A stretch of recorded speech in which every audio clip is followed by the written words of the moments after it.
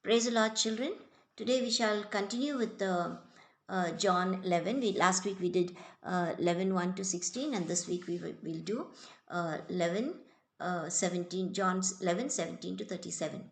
And the title of my message is Jesus Comforts the Sisters of Lazarus. On his arrival, Jesus found that Lazarus had already been in the tomb for 4 days. Bethany was less than 2 miles from Jerusalem, and many Jews had come to Martha and Mary to comfort them at the loss of their brother. When Martha heard that Jesus was coming, she went out to meet him, but Mary stayed at home. Lord, Martha said to Jesus, if you had been here, my brother would not have died. But I know even now God will give you whatever you ask. Jesus said to her, your brother will rise again. And Martha answered, I know he will rise again in the resurrection at the last day. Jesus said to her, I am the resurrection and the life. He who believes in me will never die. Do you believe this? Yes, Lord, she said to him, I believe that you are the Christ, the Son of God, who was to come into the world. And after she had said this, she went back and called her sister Mary aside. The teacher is here, and she said, and is asking for you. When Mary heard this, she got up and went quickly to him. Now, Jesus had not yet entered the village, but was still at the place where Martha had left him. When the Jews who had been with Mary in the house noticed her, how quickly she got up and went out, they followed her, supposing she was going to the tomb to mourn there. When Mary reached the place where Jesus was and saw him, she fell at his feet and said, Lord, if you had been here, my brother would not have died.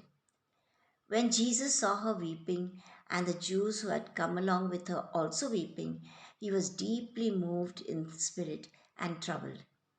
Where have you laid him? Come and see, Lord, they replied. And Jesus wept. When the Jews said, see how he loved him, could he who had opened the eyes of the blind man have kept, could he who has opened the eyes of the blind man not have kept this man from dying? This is the word of God. Now, let's understand this whole incident that took place. Let's see. Palestine, no, uh, because of the climate, the burials followed death as quickly as possible. Remember, uh, Ananias and Sephora, when Ananias died, immediately they buried him. No, when Sephora died, immediately. So they never used to keep the bodies. They used to just bury them. Funerals were an expensive, extremely costly and expensive thing in that time. You know, they had they the most expensive spices and ointments were used to anoint the body. Clothes with the most expensive robe was used. They would put the best and the most expensive. So it was a burden for the Jews. Until such time, no, there was a rabbi who was called Gamaliel the second. He was the one who gave orders that when he was to be buried, he was to be buried in the simplest linen robe. This broke that the tradition of theirs, you know, that extravagance, that in spending so much of money on all these kinds of you know what is it they had customs, they wanted to traditions and customs. They broke it all off. Now this funeral thing, when it happened, when the body was placed in the coffin, and they were going to bury him, they put the best robe or the dress. The Jews called that dress by a beautiful name. They gave it the traveling dress. By saying traveling, the dead body was going to travel up to his master. Now, as many that could attend this funeral, they would come. And women were supposed to walk first, because it was a woman by whom the first sin caused death into this world. So women, before the body, the coffin followed, first had to be the women, not the men. They would walk in front. Martha loved action, you know, and so she uh, she was always the bubbly kind to go out and meet whatever uh, calling was on her life, to meet any need. Should be the bubbly kind. And actually, when these people, the women would walk first at the funeral, uh, this mourning lasted for 7 days, okay, followed by 30 days of lighter mourning. First 7 days was very heavy. That means the first part is, I'll come to that later, but the first part is the weeping. They would weep. They would weep. All the people would weep and weep and weep. And the second, first 3 days, the next 4 days, they would be lamenting. Means they would be crying from their hearts loudly, screaming, because now the first 3 days had passed and the fourth day is come on, and so they want to, they are praying to God that the spirit would be revived, that the person would come back to life for the next. So, and so total days of mourning was 30 days, and these 30 days were like uh, you know uh, not total 30 days, sorry, followed by 30 days of mourning, because it was a period of light mourning. They could just, maybe they would weep, maybe they would cry, maybe they would talk, they would eat, etc., whatever. Now Martha loved action and Mary sat still. Martha was always the active one. She would do anything, go here, go there. As soon as Martha knew that Jesus had arrived, she was up to meet him. While Mary lingered around, Martha spoke half to Jesus, no? She was like reproaching him, asking him, like sort of telling him, had you been there, my brother wouldn't have died. Like he was responsible for Lazarus' death, sort of. She couldn't keep back, because after all they were so close to one another. They were so that was a loving relationship between the Jesus and the family, Mary, Martha, and Lazarus. So she couldn't. She was just angry, sort of inside, a bitter. So she just let fly. But her faith was very strong, and this faith of hers, nothing could shake it. No amount of problems that came her way would shake her of her faith, would let her faith go down. Jesus told her that her brother would rise again. Now Martha declared her belief in the life to come. When Jesus told her, your brother's going to rise again, she said, I know he will rise, I believe that. Huh? She says, I know he will rise again in the last day. Now, Jesus said something very special that brought this belief into, gave it a new meaning. And he said, I am the resurrection and the life. He who believes in me will live even if he died. And he asked Martha, do you believe this? That is said in John 11:25. Now, Martha did not hesitate at all. She just said, from her heart with her faith, yes, I do believe, she said. She used now 3 different titles for Jesus. She called him, yes, Lord, that you are the Christ, the Messiah, and that you are the Son of God. She gave him these 3 important titles: Lord, Christ, and the Son of God. And she said she did believe. This simply means that she believed that there would be a resurrection in the past, and she will continue believing that every one of us will be resurrected later in the future. Jesus now had to help Mary, because Mary was the little bit of a timid. Martha was a little bold and strong girl. Mary was a little timid, and she sat at Jesus' feet and that kind of a thing. Uh, Now, why did Martha call Mary secretly? She went to the house and she called her aside and told her, come, the master's calling for you, he's come. Because they knew the danger involved, They knew that the Jewish leaders were out to arrest Jesus, that Mary arose to go and meet Jesus. Her friends thought that, where is she going? Let's go and see. Mary and Martha were concerned about Jesus' safety. They didn't want Jesus to get into trouble. So they quietly walked out. But when their friends saw Mary walking out, Martha is always the one, bubbly one, going here and there. When they saw Mary walking out, they too followed her, thinking that, okay, maybe she's going to mourn at the grave, let's go and weep with her so that we can also be with her. Now, remember, Mary is found 3 times in the gospel, which is recorded, and each time she was at the feet of Jesus. Remember the first time? She sat at his feet and listened to his words. Remember when that was in Luke 10, verse 39, when Martha was getting angry because she had to cook, and Mary was sitting at Jesus' feet and listening to every word. And then Martha came and grumbled, and she said, "Can't you see that I'm working alone, Lord? Tell her to help me." And Jesus said to her, "Martha, Martha." When a word is repeated with emphasis twice, uh, there is some reason for it, and it means very serious business. So Jesus said to her, "No, Martha, Martha, you're concerned about all these things, but Mary has chosen the best part, and it will not be taken away from her." This is when Lazarus was alive, everything was well, Jesus was invited. Now, the second time, she fell at his feet and poured out her sorrow, and this is now at the tomb of Lazarus in John 11:32. No, she's falling at his feet. And the third time is when she's at his feet, when Lazarus had risen from the dead. This I'm talking about the future.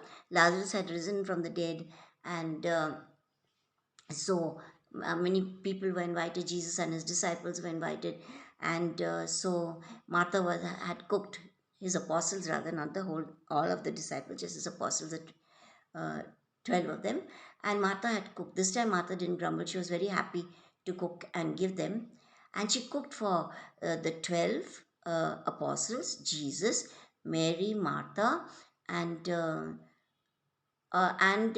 Lazarus. So she cooked for all of them, almost 16 of them, I think they were, and she cooked for them voluntarily, happily. She cooked for them, and at that time, when Jesus was reclined, he was at the table. He was with his feet out. Mary came with a pint of pure nard, and an expensive perfume it was, and she poured it at the feet on the feet of Jesus, and she left her hair loose, and she wiped the feet of Jesus with her hair, and the house was filled with fragrance and the perfume. You see, this is the third time, and the third time is at the time when God planned it all, because now she had to you know um, anoint his feet before his death. Now, Mary, when she met Jesus, she echoed Martha's words. She said the same words, and she began to weep, and her friends joined her. And the Lord's response was, when he saw Mary and the friends, all of them crying, he started groaning from within. Sort of, he was suffocating within himself. He was groaning. He made a sound from inside within him, and he was actually angry at the sin of the world. The sin, the world, this world, that same world that he had created, and the world was full of sin. And he was also angry that the enemy had used fear of death as a weapon. People are always frightened when you're going to die. All of us will have initially that fear.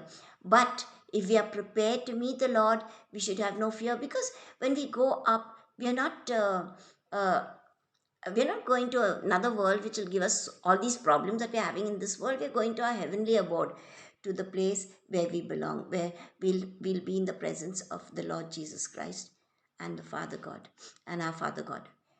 Jesus knew that Lazarus had died. Now he knew, huh? And he also knew where the grave was and where the body was kept.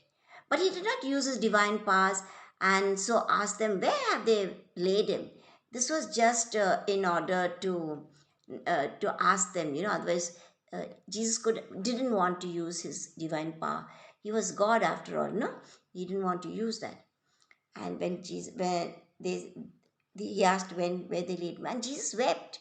Jesus wept is the shortest verse in the Bible, and he wept because he loved them so much. He was so sad to see the sick world. He was so sad about all the things that were happening, the sin that was in the world. He was so sad. So, but why did Jesus weep at all? Did he have to weep? He knew he was going to raise Lazarus from the dead. It is said in John 11:11. No, John 11:11 it was said. Jesus said, what? He said, Lazarus is asleep and I'm going to wake him up. And then after that, told him that he's dead. When he said, I'm going to wake him up, it meant that he's going to raise him from the dead. Now, Jesus weeping was to reveal the humanity of the Savior. Jesus was man, no? He wept, he cried, he laughed, he talked, he was hungry, he was tired. All these things as a human being, he was tempted in every way, the Bible says, yet he didn't sin. So being a human being, he went through this and he was weeping because he felt sorry. Then, and he wanted to be like he wanted to partake in our experiences. He wanted to know exactly. That's why, when we pray for anything we are going through, the problems, he knows it exactly what it feels, because Jesus himself had suffered it all. Yeah. Now, in the book of Isaiah 53 verse 3, it says, uh, calls Jesus the man of sorrow and acquainted with grief. Man of sorrow, he was sorrowful, no? Unto death he was sorrowful. And acquainted with grief in the sense that he knew what grief was all about. He knew what it was to suffer. He knew what it was pain. He knew everything. So in Isaiah, about Jesus was already prophesied. He wept with those who wept. Now, he partook in the weeping session. All of them were weeping. He too wept. He wept because of sin and death. He was thinking, now see what has caused the whole world, um, to die, and that is sin and death. And he knew that Israel would reject him, causing a total destruction of the nation. They all rejected him. And even his apostles and his disciples, they left him and ran away. So he knew what the condition would be. But it's really, think about it, if we were in Jesus' place and all our people left us except one. John was there, his mother was there. It happens like that even in real life. We do so much for so many people and then they leave. They leave means they don't leave us, they leave the Lord. They leave the Lord. You're feeding them with the word, you're giving them counseling, whatever you're doing, we're doing everything possible to keep them in Christ. But they leave because, really speaking, they're not born again. That's why they left. Yeah. But I know one thing: when these people leave, and they backslide, that is, they go through a lot of problems. They go through a lot of problems. Either they will not have children, or they will have a problem between husband and wife, or they will have some kind of sickness, or they will have so many things, because they have rejected Christ and Satan has taken over. When they saw Jesus weeping, the people were wondering. Now they had to wonder, no? They were thinking, why didn't he keep Lazarus from death? Or perhaps he was unable to do anything. No one expected a miracle at this stage. No? Now he was, how many days he was in the tomb? He was there for 4 days. Even the disciples did not believe that Jesus would raise Lazarus from the dead. They forgot what Jesus said to them, that he's asleep and he's going to wake him up. But now how could anyone believe? Because when they are 4 days in the tomb, it means the body is getting decomposed. That means it is getting rotten. All worms and everything has taken over, and it has a stench, a smell, you cannot stand there. So in such a condition, when the body is completely, like, all parts are eaten up, and the decomposition takes place, that means each element is changed. Element means part of the body, whatever the body consists of, all that is destroyed. How can anybody expect this miracle to bring Lazarus back to life? But with God, all things are possible. Nothing is impossible. If he could give Abraham a son while when he was 100, and who's this, Sarah was 90. Imagine what, their wombs were dead, their reproductive system was dead, they could not produce any children. That is our God. Out of the evil and out of this dead situation, our God is able to raise things up in our life. So I hope, children, you'll have faith in God to believe that if He could bring Lazarus out of the tomb after 4 days, a body that was rotten and smelling and disintegrated or completely, eaten up by worms, etc., God is able to do anything for you if we believe.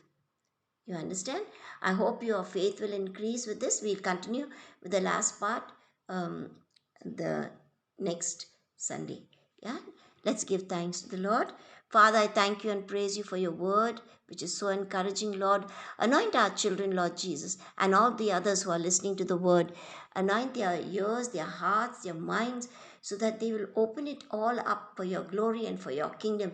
That these children of ours will be so strong in their faith that nothing will be able to shake them, like Martha. As Martha said, that I believe. So I pray, Father, that our children will also believe. In Jesus' precious name I pray. Amen.